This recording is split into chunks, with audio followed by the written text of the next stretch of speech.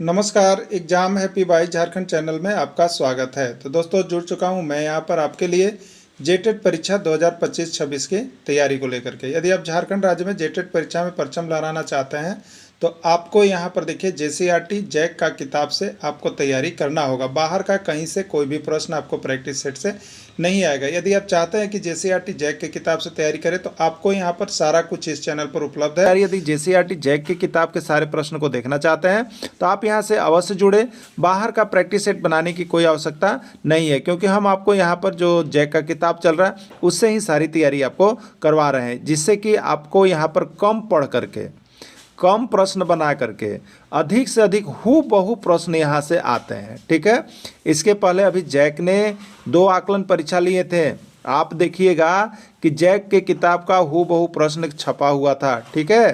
तो आप सभी जरूर यहाँ पर जुड़िए और जैक जेसीईआरटी किताब से सारा प्रश्न पीडीएफ को पढ़ लीजिएगा, क्योंकि आपको किताब का ही यहाँ पर बना बनाया हुआ सब कुछ मिल रहा है। सिर्फ घर बैठे 500 रुपये में ही आप जेटेट परीक्षा यहाँ से पास कर सकते हैं। तो 500 रुपये में आप अभी जुड़े और तैयारी के लिए लग जाएं। चलिए देखते हैं। जेटेट न्यूज़ सिलेबस मैथ का टॉपिक 1 आपका बनाया गया है ज्यामिति, आकृति एवं स्थानिक समझ। ठीक है। आकृति एवं स्थानिक समझ के बारे में जानना है तो इसका हम पार्ट 3 लेकर के आपके लिए आए हुए हैं। इसके पहले पार्ट 1 और पार्ट 2 दो कंप्लीट करवा दिया है। ये आज पार्ट 3 है आपका।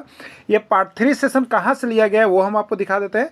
ये पार्ट 3 सेशन ज्यामिति जो है क्लास 6 का एक्सरसाइज 13, 14, 15 से लिया गया है। ठीक है। तो सारा चीज़ को हम यहाँ पर देखेंगे, कवर अप करेंगे।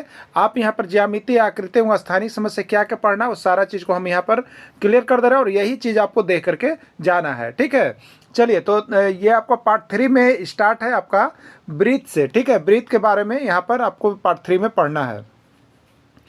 किसी वृत्त में डॉट डॉट डॉट केंद्र होते हैं 1, 2, 3, 4। ये यूपी टेट 2014 का पूछा गया प्रश्न है। ठीक है। अब मान लीजिए कि आप कभी भी वृत्त बनाते हैं तो क्या करते हैं, इस तरह से आप बनाते हैं तो यहाँ बीच में नुकीला भाग होता है। ठीक है। बीच में नुकीला भाग होता है, यानी यहाँ से इस तरह से रस्सी से लेकर के हम घुमाते थे। ये बीच जो भाग कहलाता है ये क्या कहलाता है, आपका केंद्र कहलाता है। क्या कहलाता है? केंद्र कहलाता है, सेंटर कहलाता है। तो कोई भी वृत्त आप बनाएगा, ये वृत्त बनाए तो इसके लिए एक केंद्र यही होगा। अगर दूसरा एक छोटा वृत्त बनाए तो इसके लिए केंद्र ये होगा।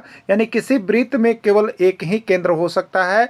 एक वृत्त के लिए एक केंद्र होगा, दूसरा वृत्त के लिए दूसरा केंद्र होगा। तो किसी वृत्त में क्या होता है, तो किसी वृत्त में एक केंद्र होते हैं। ठीक है। एक इसका राइट आंसर होगा। एक इसमें है, ए में है, तो ए इसका राइट आंसर हो जाएगा। ठीक है। चलिए देखिए, यहाँ पे उसी तरह का जो अभी हमने करके दिखाया वो आपको यहाँ पर नोट्स में किया हुआ है। यहाँ पर केंद्र है तो किसी एक वृत्त बनाइएगा तो एक वृत्त के अंदर एक ही केंद्र होगा, उससे ज़्यादा नहीं हो सकता है। ठीक है। अगला है, किसी वृत्त में कितनी त्रिज्याएं होती है। एमपी टेट 2016 में पूछा गया है कि किसी वृत्त में कितनी त्रिज्याएं होती है। ठीक है। चलिए त्रिज्या के बारे में हम बात कर लेते हैं। तो एक वृत्त आप वृत्त बनाएं तो वृत्त के ये केंद्र है। ठीक है। और वृत्त के चारों तरफ का घुमा हुआ भाग क्या कहलाता है, तो इसको हम लोग कहते हैं परिधि। इसको क्या कहते हैं, चारों तरफ एक चक्कर घूमेंगे तो इसको परिधि या परिमाप कहते हैं। ठीक है। तो परिधि इसे कहा जाता है। तो वृत्त के केंद्र से परिधि तक जो भी रेखा खींची जाती है उसको हम लोग क्या कहते हैं, त्रिज्या कहते हैं। मान लीजिए एक ये भी खींच सकते हैं, एक ये भी खींच सकते हैं, ये भी खींच सकते हैं। ये सब क्या खींचा रहा है, ये त्रिज्या खींचा रहा है। वृत्त के केंद्र से परिधि तक जो भी भाग जाएगा वो त्रिज्या होगा। तो इसकी कोई संख्या है, अनंत होगा। क्या होगा इसका, अनंत होगा। तो किसी वृत्त में त्रिज्या कितना हो सकता है, अनंत हो सकता है। याद रखिए, किसी वृत्त में कितनी त्रिज्याएं होती है, अनंत होती है। राइट आंसर इसका डी हो गया। ठीक है। राइट आंसर इसका डी हो गया। एक वृत्त में सीजी टेट 2018 का पूछा गया प्रश्न है, एक वृत्त में डॉट डॉट डॉट व्यास होता है। एक वृत्त में डॉट डॉट डॉट व्यास होता है 1, 2, 3 अनंत। ठीक है।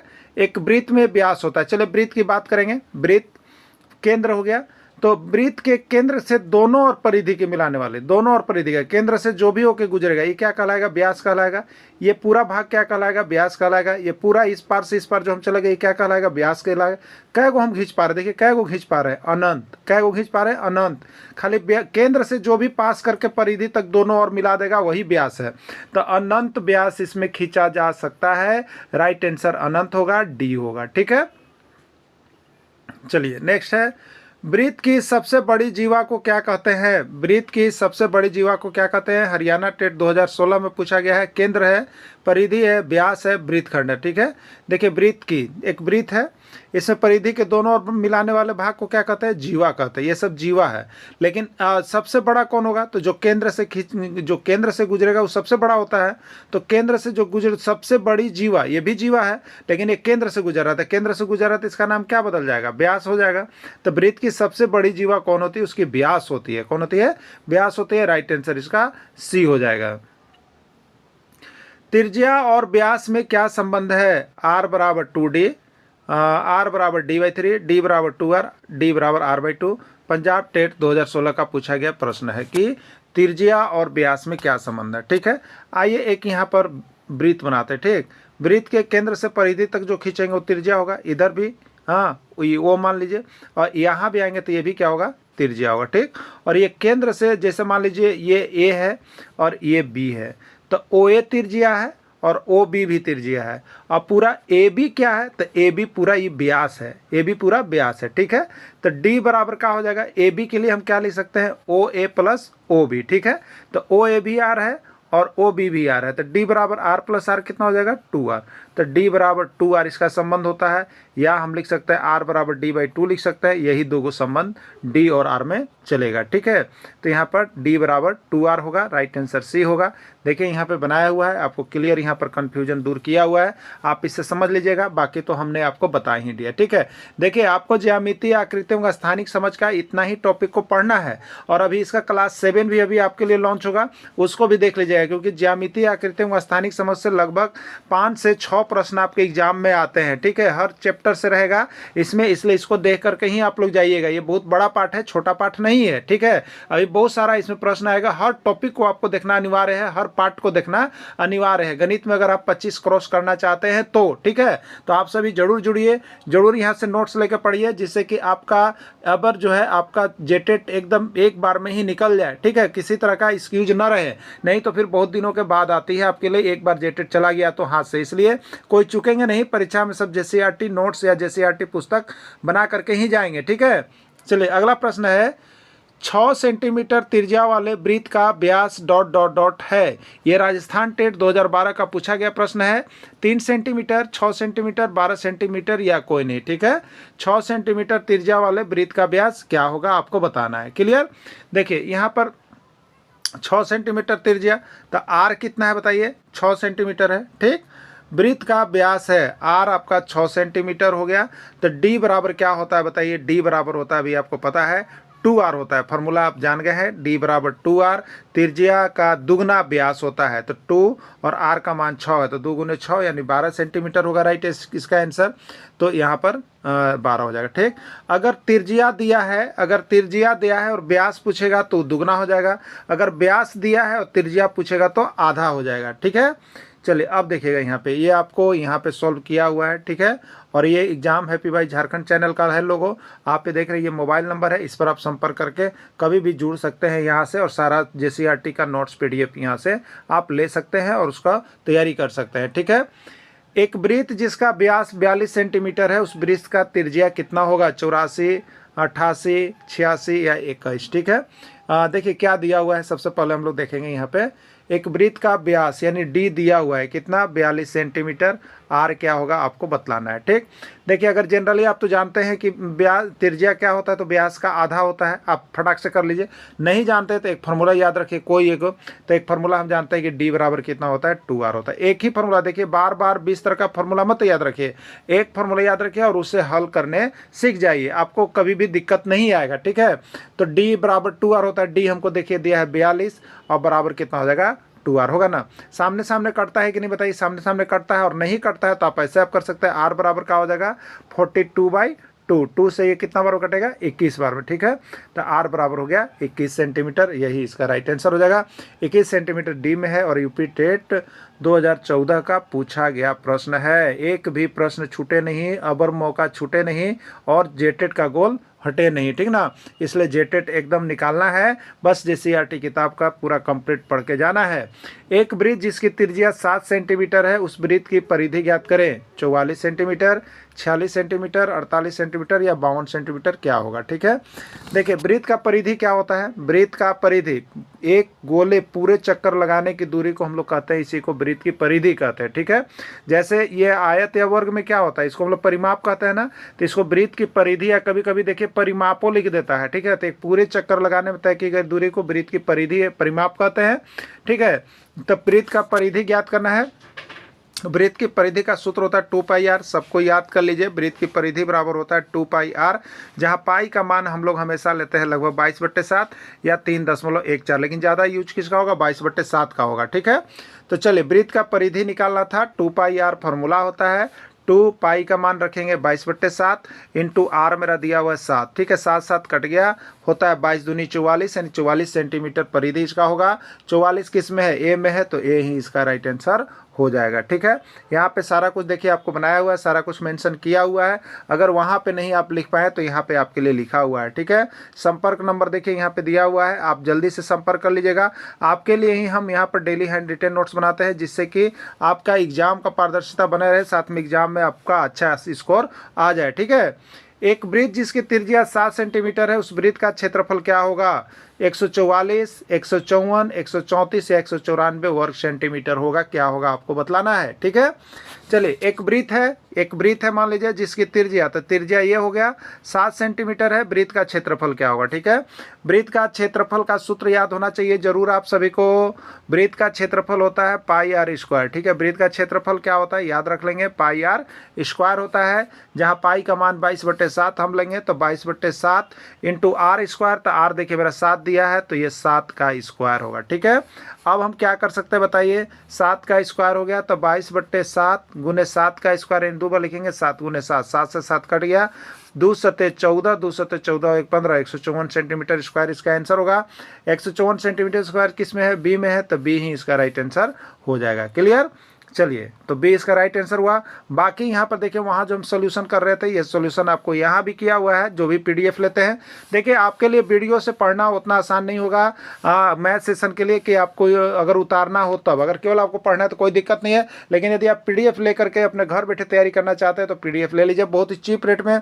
केवल मैथ के लिए आपको यहाँ पर 150 रुपये लगेंगे। ठीक है, और पूरे सेशन के लिए आपको क्षेत्रीय भाषा छोड़ के 500 रुपये में तैयारी हो रहा है। ठीक है, इसलिए आप जल्द से जल्द जुड़ेंगे और जल्द से जल्द यहाँ से नोट्स पीडीएफ परचेज करके एक बार जुड़ बना करके ही जाइएगा।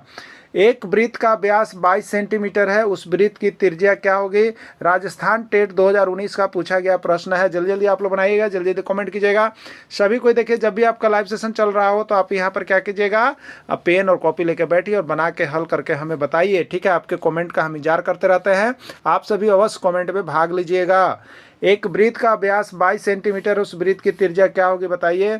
एक वृत्त है, उसका व्यास मैंने केंद्र से गुजरा है 22 सेंटीमीटर है, उसका त्रिज्या क्या होगा, यानी आधा वाला भाग क्या होगा। ठीक है, फॉर्मूला हमने आपको बोला था, एक याद रखिएगा 50 नहीं रखिएगा। डी बराबर फॉर्मूला आपको बताया गया है 2r। ठीक है, वृत्त का व्यास 22 दिया है, तो 22 बराबर हो गया 2r। देखिए सामने सामने कटता है, याद रखिएगा ऊपर ऊपर में बराबर में है तो कहीं भी कटेगा, तो 2 से ही 11 बार में कटेगा। इधर बच गया r, इधर आ गया 11, यानी r बराबर हो जाएगा 11 सेंटीमीटर। राइट 11 आंसर होगा।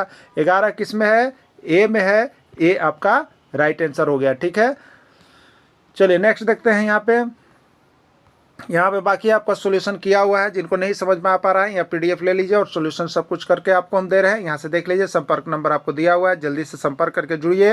एग्जाम बहुत ही नज़दीक है, आपके साथ धोखा हो सकता है यदि आप अभी से जुड़ के तैयारी नहीं करेंगे, नहीं तो फिर वही रोना रहेगा कि मेरा 2 नंबर तो मेरा 4 नंबर। ठीक है, आप यहाँ से कोचिंग सेंटर ज्वाइन करते हैं, आपका 10 नंबर 15 नंबर का स्कोरिंग आगे जरूर जाने वाला है। ठीक है, तो इसलिए बहुत सारे आपको पढ़ाया जा रहा है, लेकिन आपको ऑथेंटिक चीज़ जैसे किताब का यहाँ पे आपको हम डेली यहाँ पर डे आपको नोट्स बना के पीडीएफ और उसका वीडियो क्लासेस करवा रहे हैं, जो कि आपके लिए सबसे सुपर हिट होने वाला है।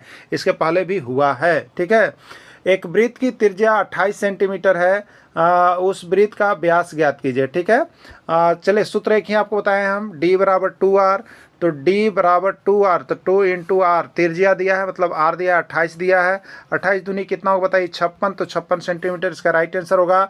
56 किस में दिया हुआ है, ए में, तो ए ही इसका आंसर होगा। हरियाणा टेट 2017 में देखिए पूछा गया था। ऐसे ऐसे प्रश्न आपके आते हैं।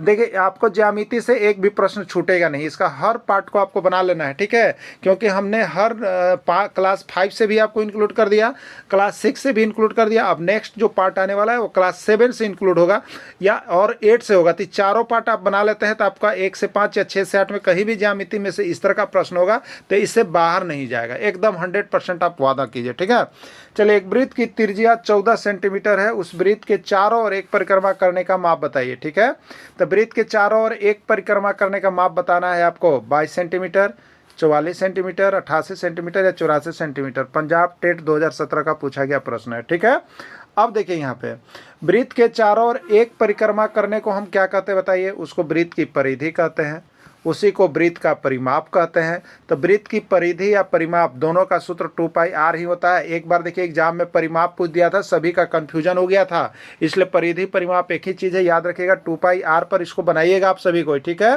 तो वृत्त की परिधि कितना हो जाएगा बताइए, 2 पाई आर हो जाएगा।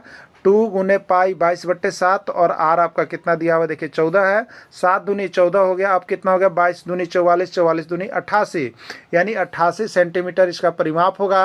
88 सेंटीमीटर किस में, सी में है, यही राइट आंसर होगा। ठीक है, तो वृत्त की परिधि पूछ दे तो भी 2 पाई आर, वृत्त का परिमाप पूछ दे तो भी 2 पाई आर, और एक परिक्रमा करने में पूछ दे तो भी 2 पाई आर। कन्फ्यूजन कहीं कहीं पैदा कर रहा है प्रश्न, इसलिए सभी चीज़ को बारीकी से आप लोग समझ के जाइएगा।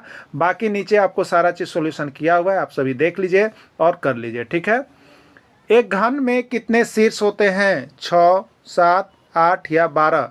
एमपी टेट 2018 का पूछा गया प्रश्न है। ठीक है, देखिए सबसे पहले शीर्ष के बारे में जानते हैं। मान लीजिए अगर एक त्रिभुज बनाएंगे तो त्रिभुज में कितने शीर्ष, अगर ए बी सी, तो त्रिभुज में 3 शीर्ष, एक ए होगा, एक सी होगा और एक बी होगा। उसी तरह से जब आप घन बनाएंगे तो घन में जैसे शीर्ष की गणना कैसे करेंगे हम, तो देखिए ए हो गया, ठीक है, ए, और यहाँ से इस तरह से हम लोग जाते हैं ये, और यहाँ से अगर आप जा रहे हैं तो यहाँ पे ये हो गया। तो देखिए एक शीर्ष से हो गया, एक शीर्ष से हो गया, एक शीर्ष से हो गया, एक शीर्ष से हुआ, एक शीर्ष से हुआ, तो 1 2 3 4 5 और एक यहाँ होगा, एक यहाँ होगा, एक अंदर कोण जाएगा 8। यानी घन तथा घनाभ में 12 किनारे 8 कोने और यहाँ पर जो है 8 शीर्ष होते हैं। ठीक है, शीर्ष याद रखिएगा। एक घन में कितने सतह होते हैं, 6, 7, 8 या 12। सीजी टेट 2019 का प्रश्न है। ठीक है, सतह मतलब देखिए जब आप लूडो का गोटी लेते हैं तो देखते हैं ना क्या होता है, तो उसमें जो है आपका इस तरह का बना हुआ रहता है ना, क्या बना हुआ रहता है, तो एक में एक यहाँ पर 1 लिखा हुआ रहता है, तो यहाँ पर मान लीजिए 2 है, तो किसी में क्या है 4 है, तो यह ऐसा कै गो होता है। सतह मतलब जिस पर खड़ा हो सके, ये सतह, ये एक सतह पूरा ऐसे मानेंगे तो एक सतह हो गया। तो कितना सतह होता है, 6 सतह होता है। ठीक है, कितना सतह होता है, 6 सतह होता है, क्योंकि 6 तक लिखा हुआ रहता है। तो घन में कितने सतह होते हैं, 6 सतह होते हैं, याद रखिएगा। ठीक है, अब देखिए एक घन में कितना कोना, किनारा या भुजा, एक ही चीज़ है, कभी कोना पूछ देगा, कभी किनारा पूछ देगा, कभी भुजा पूछ देगा। कितना होता है, 6, 12, 8 या 10। तो 6 सतह हो गया। ठीक है, 6 कितना हो गया, सतह हो गया। तो इसका कोना कै गो होता है, तो कोना देखिए 12 गो होता है, या भुजा कै गो होता है, 12 गो होता है। ठीक है, तो घन में भुजा 12 होता है, कोना 12 होता है, किनारा 12 होता है। ठीक है, ये सारे चीज़ों आपको को समझ गया। ठीक, अब देखिए एक वायलर का सूत्र है, आयलर का सूत्र, ये भी सीजी टेट 2018 में है, और आयलर का सूत्र आपको पढ़ना है। ठीक है, क्या होता है, ए प्लस भी बराबर ई प्लस 2, ए प्लस 2 बराबर ई प्लस भी, ए प्लस ई प्लस भी बराबर 2, या कोई नहीं। क्या होगा इसका राइट आंसर। ठीक, देखिए इसका राइट आंसर है एफ प्लस भी बराबर ई प्लस 2। एक सूत्र को याद रखिएगा, तो कभी कंफ्यूजन इसको इधर भी करेगा तो और क्या बन सकता है, तो ए प्लस भी, ये प्लस ही है, इधर करेगा तो माइनस ई बराबर 2, ये भी हो सकता है।